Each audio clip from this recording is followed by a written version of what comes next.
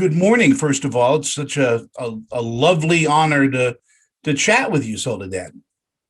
Oh, you're so nice. Thank you. Good morning to you. I appreciate that. There's not enough coffee in the world to tell you, but you're used to early Right? mornings, aren't you, as a journalist? You never get used to it. I think you just kind of survive 3 a.m. wake up calls and then one day it stops and you don't have to do them. So, yeah, when I get up at 6 a.m., it's sort of like sleeping in. Well, before we get into the Discovery Plus documentary, and my gosh, congratulations on getting that done. You have produced some amazing investigative reports, and I'm such a huge fan of yours.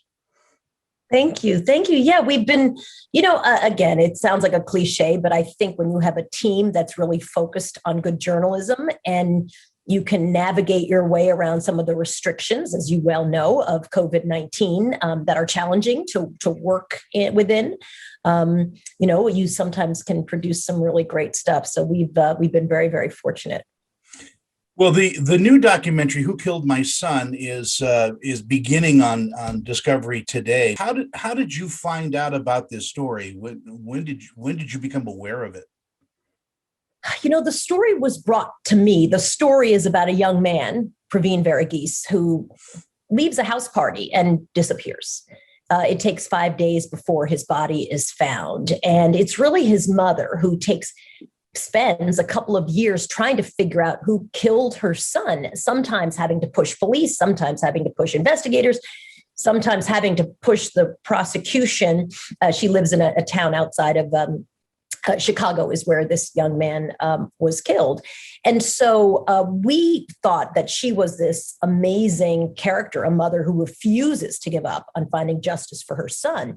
But friends of the family had started recording just what was happening in their lives, a videotaping, a couple of months after the body was found. I mean, imagine having the ability to think like that.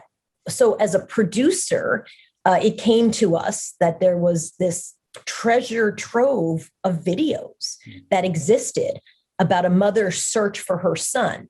As a producer, I thought, this has got to be an amazing story. And then when I had the chance to meet Lovely and really see that she is this just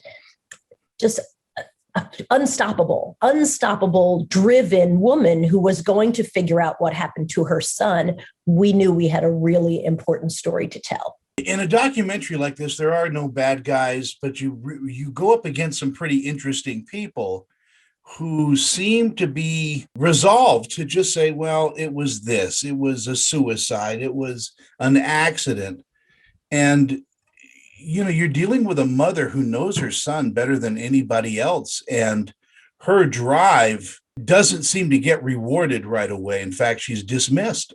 Yeah, I think that's very true. And I think that the police who originally tell her that her son must have wandered off in the cold and just been overcome by the elements, which she thinks is ridiculous. I mean, which actually I think on the face of it kind of sounds ridiculous. When they find the body, she sees bruises on her face. Lovely is a nurse. And she says, this is indicative of something very bad happening to my child, has to push investigators to really trace back. They find a young man who says, actually, her son was in my car at some point and we got into a fight, which to me would be a red flag for suspect. It's not, they let him go.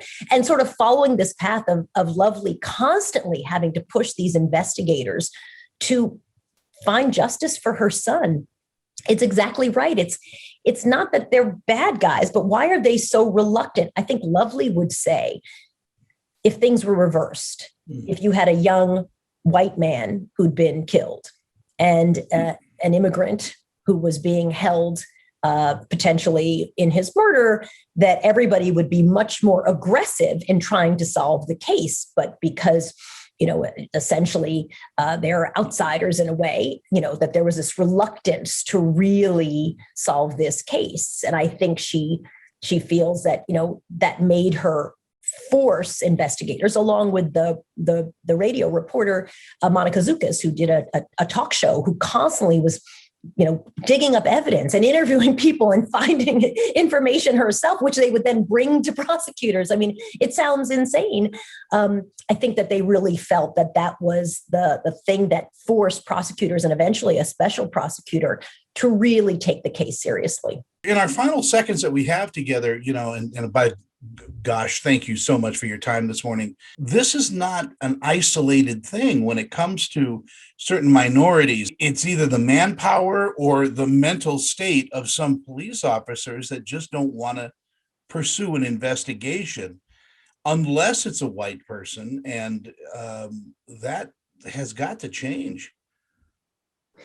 Yeah, I think it's a conversation that's happening right now as we look at the aftermath of some of these horrific killings that have happened in the last just few days. Yeah. A lot of the conversation, as you well know, on social media is how come these people who commit horrific crimes, the most recent one, a police officer killed, are captured alive and brought in. And sometimes you have, in other cases, if you're dealing with a person of color, that person, in fact, is not captured alive. And sometimes they're not armed. And sometimes they haven't done anything at all. And yet there's a killing. And I think that raises those kinds of questions that in some way are unknowable. I don't know how many people do studies on this. It's certainly how Lovely feels, that if she's not going to advocate for bringing her son's killer to justice, maybe it would never happen. Well, I want to thank you so much again. It's Who Killed My Son. It's on Discovery Plus. It's streaming. Catch it. Again, starting today. It is just a wonderfully deep and caring documentary. It's not such a antiseptic look at something. I mean, you really catch the real depth of this mom, Lovely, and you do such a great job in everything you do. So I'm just going to give you compliments now for the next 20 seconds. Keep going. Don't stop. Let's not stop this segment. Just keep going. Keep going. Thank you. Seriously, I so appreciate it. It was a story worth telling and worth telling well. Soledad O'Brien, thank you so much. You're just a delight. There you go. I said it. It's my pleasure. Thank you. Likewise.